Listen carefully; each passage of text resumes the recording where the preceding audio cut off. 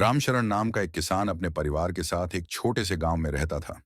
वह मेहनती था, लेकिन स्वभाव से गुस्सैल और कठोर था।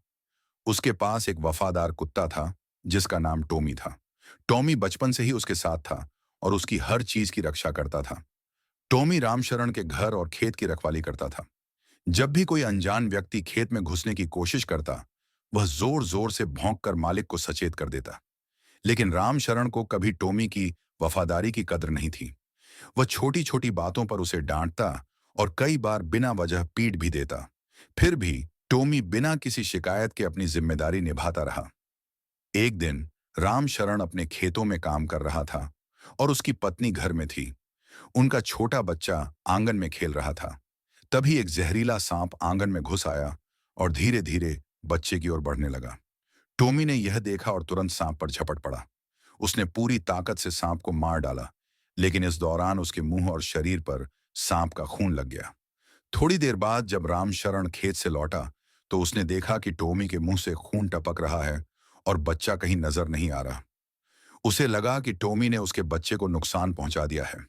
गुस्से में आकर उसने बिना कुछ सोचे समझे पास पड़ा डंडा उठाया और पूरी ताकत से टॉमी को मारना शुरू कर दिया। बेचारी वफादार टॉमी एक भी आवाज नहीं निकाली। तभी घर से उसकी पत्नी दौड़ती हुई आई और चिल्लाई, रुक जाओ! टॉमी ने हमारे बेटे को सांप से बचाया है। रामशरण चौंक गया। उसने इधर उधर देखा और पाया कि उसका बच्चा सुरक्षित खेल रहा था और पास में एक मरा हुआ सांप पड़ा था। उसकी आंखों से आंसू बहने लगे। उसे अपनी गलती का एहसास हुआ, लेकिन अब बहुत देर हो चुकी थी। वफादार टॉमी जमीन पर पड़ा अपनी अंतिम सांसें ले रहा था। रामशरण ने उसे गोद में उठाया और पछतावे से रो पड़ा। लेकिन टॉमी के चेहरे पर अब भी संतोष था कि उसने अपने मालिक के परिवार को बचा लिया। दोस्तों, उस दिन के बाद रामशरण पूरी तरह बदल गया।